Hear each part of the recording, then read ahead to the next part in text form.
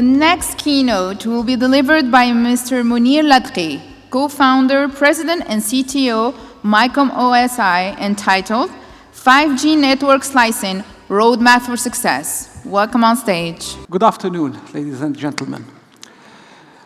I chose a specific topic to talk about today, and that is 5G slicing, because throughout this conference, we've heard a lot in the last couple of days about all the promises of our industry and how it will digitize society and all the revenue, the growth that it promises for the coming years. And it all hinges around the success in delivering 5G, and in particular, the 5G slicing capability that is supposed to carry and promises to carry all these kind of use cases and deliver them successfully to the enterprise customers in particular.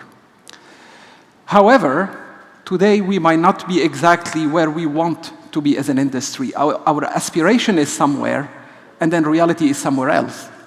And I want to share with you this gap between aspiration and reality, and then how we can bridge it in order to reach the desired success. So let's take a look together at where we are right now. So on the left-hand side is the promise. These slices, the beautiful slices, hundreds, thousands of them, serving tenants and use cases and enterprise customers.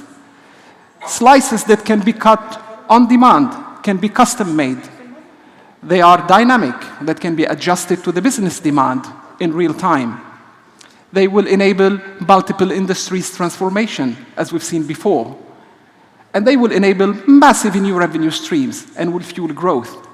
I can bet that even the organizers of the event cannot serve such good pizzas. We'll see in the lunch in a few minutes story. But the reality is, unfortunately, the other side. So what is the current status of the slicing? Well, we can see that 5G SA has made it only to very few customers right now. That those who have deployed 5G SA have only deployed a couple of slices, 2, 3 slices, maybe one serving enterprise customers, one serving consumers, one for special events, not generating any particular revenue, no monetization models, and also with the industry asking itself lots of questions. What is the slicing value versus private mobile network? What is 5G versus Wi-Fi going to do, and so on?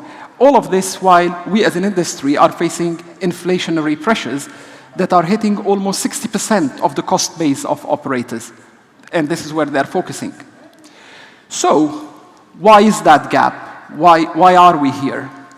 In reality, if you look at the results of a current survey done by Heavy Reading, asking the operators, so what is the challenges? What are your challenges in deploying the slicing? And as you can see, people cite 2 big reasons, I would say. One is the lack of use case definition, is the lack of clear monetization models on the one hand, so it's the business side of things, and the other is the utter complexity to deliver these slices in a kind of product-grade way. And the second thing is the high cost. Keeping this in mind, then I want to propose here, based on concrete work that we've been doing with customers around the world, a roadmap for success. How can we solve these challenges? There are, in my opinion, 4 key ingredients in order to succeed in implementing 5G slicing. One is, of course, having repeatable use cases that we can offer as a catalog to the customers. Second is to have the ability to monetize them, and we need to think about new business models. 3, we will need a new generation of business support systems that can enable this automation. And finally, we need to hyper-automate to address the complexity and the cost issues.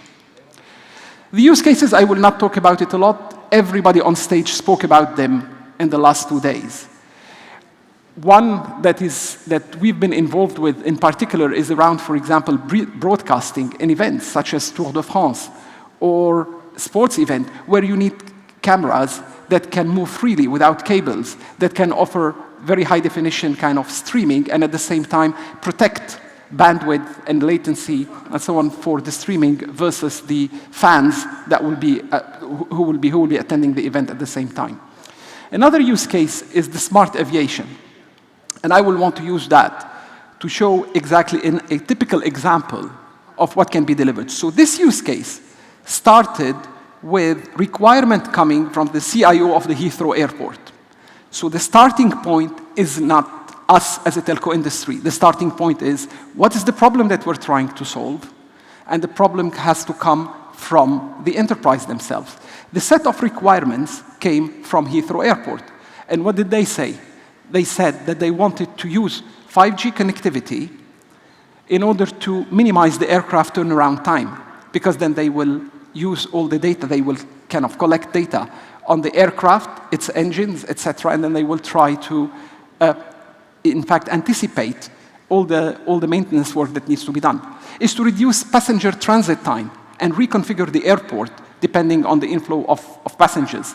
They will want to optimize the passenger experience at the airport, offering, for example, better kind of content and better connectivity experience, and also reward their VIP passenger or frequent flyers. And finally, they want to make money out of it when it is possible. So they want to balance the available resources between these different use cases in order to make money. So it all starts then, the use case, with the airport themselves provisioning and requiring the slices, different slices, one to serve the enhanced mobile broadband, ones to serve the sensors and the aircraft maintenance use cases. And then, depends on what's happening on the airport. For example, when there is a delay in certain flights, they reassign part of the bandwidth, in fact, to offer free subscription, free enhanced user experience to their loyal customers, to frequent flyers. And then when everything is back to normal, they can reassign this to, in fact, sell the connectivity to other passengers in the airport. So in order to meeting these KPIs and empowering them as the airport authorities to then kind of manage the connectivity to better serve their business needs and the context. That is a typical example of how you start from, and we start as an industry from, a specific business problem that is specified by the customer themselves, and we get to the solution. I will not kind of want to explain this at all, just to tell you, to show you the complexity of delivering such a solution and what it involves. It's an ecosystem play. It will involve the airport systems, because you collect data from the airport, from the airplane system, from the ticketing system. You collect data on the network. You collect data from the subscribers, from the handsets. And then you involve the connectivity, of course, but also the orchestration system, the charging and billing systems, the assurance and the monitoring system, the policy systems, and so on. These systems need to be integrated, need to communicate with each other, and need to be orchestrated in order to deliver the final outcome. And that complexity needs to be managed. And all of this needs to happen in real time and then be repeated at scale. So how do we get there? What are the ingredients for success in order to reach that? Well, value. Start always with the value. Start with the use case coming from the enterprise themselves, the problem statement. Second, I think everybody said it here, there is a consensus. We need to move from an ecosystem, each one of us thinking that alone we have the answer, to an ecosystem play. But ecosystem meaning that we sit around the table and we build it together. 3, it's massively and utterly complex. But because it is complex, by the way, I believe that slicing can be a viable alternative to private mobile networks. Because I think that the industrial companies, not all of them at least, will have the scale and will have the expertise and will have the financial capabilities to integrate such a complex solution. Telcos or CSPs have got that, and they will be able to deliver it. Then automate. Automation is absolutely key. I call it, we'll talk about it later, I call it hyperautomation, We need to automate to overcome complexity, to make it reusable. And we need to use ODA, which means it's an open digital architecture principles that make use of reusable components and open APIs so that we can repeat this solution. It can't be a one-off thing. Otherwise, the business case will never fly, even for the providers. It has to be repeatable. So it has, from an efficiency perspective, it's key. And finally, it has to scale. It has to scale, meaning that we need to be able to recreate it even within groups, deliver the same solution across multiple countries. With this, we will have solved the first part of the problem, or we would have addressed the first success criteria, which is the use cases. The second one is the monetization models. And here again, back to the heavy reading survey, they asked CSPs, how would you monetize network slices? What would be the model? And of course, there is obvious answers. We want to charge for quality of service parameters. We want to charge for SLAs. We want to expose our network asset, like a network as a service, for example. Well, great, but do we have the models to do that? Do we have the systems in place to do that? Well, here, the answer is clearly no, because this is not how this industry has sold subscriptions and have monetized its network asset over the last 30 years. So we need to change in two areas. We need to come up with new business models, and we need to come up with new pricing models. On the pricing models, of course, we can charge for, we can start thinking about how we can charge for quality of service or SLA. But most importantly, I want to talk about business models. And there are two new business models that we as an industry should seriously consider.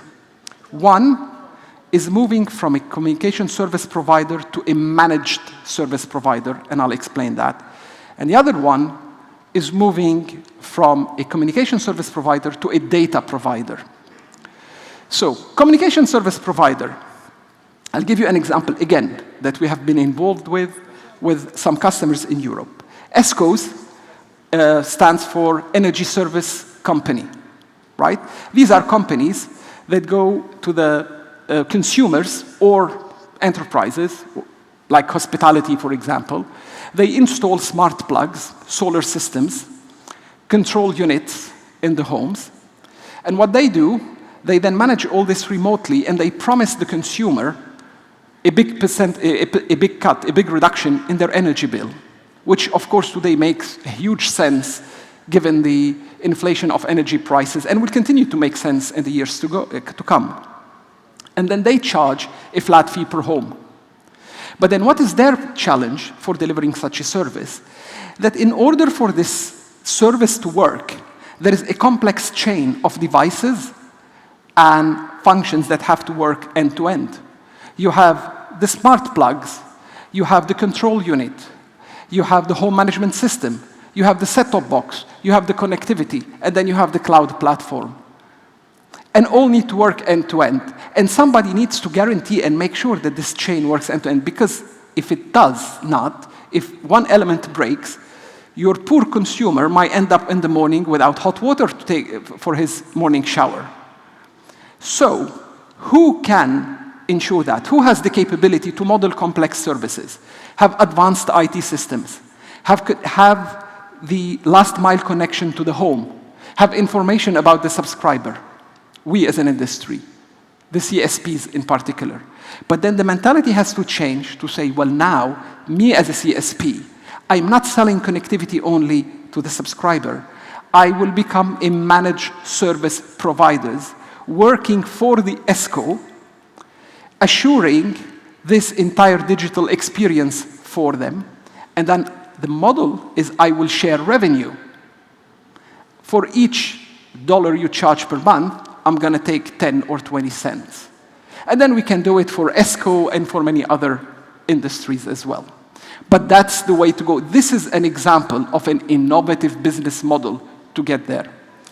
The other business model innovation is data. Everybody, again, on stage talks about data. and zettabytes and the value of that data.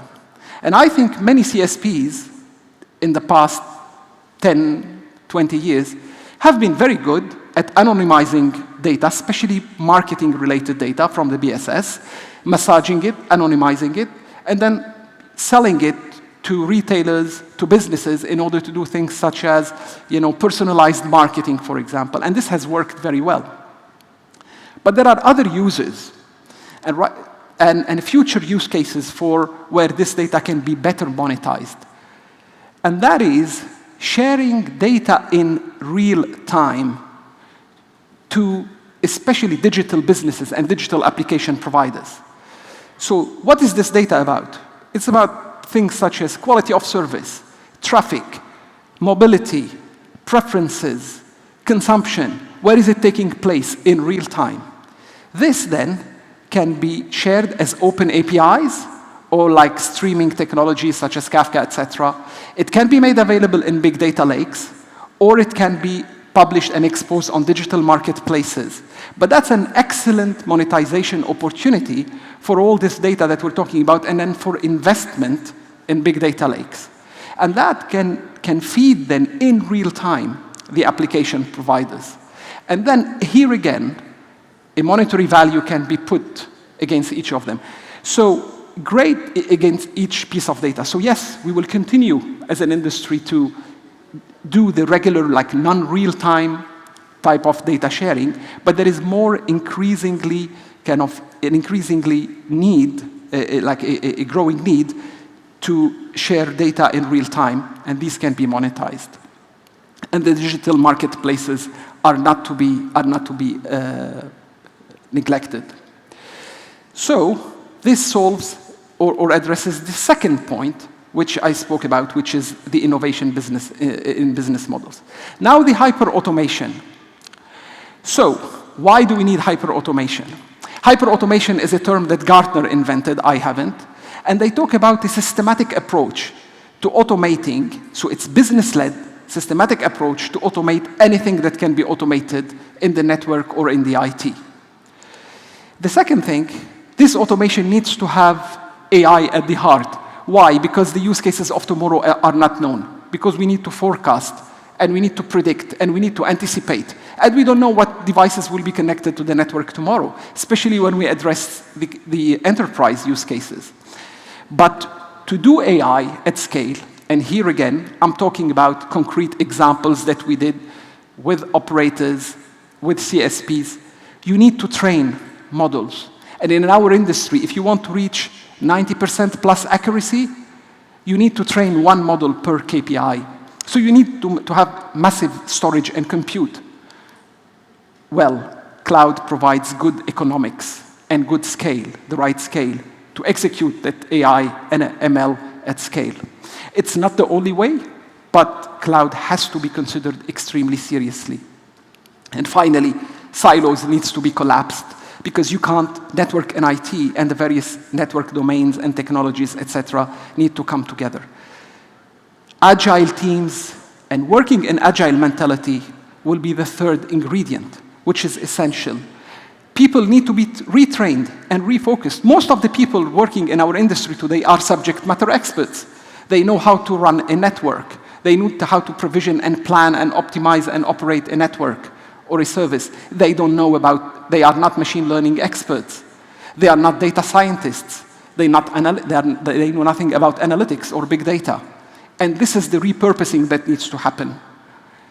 Or else, they will resist, and they will want to do anything to delay that evolution. With these, our industry should not be happy to say my OpEx is flat.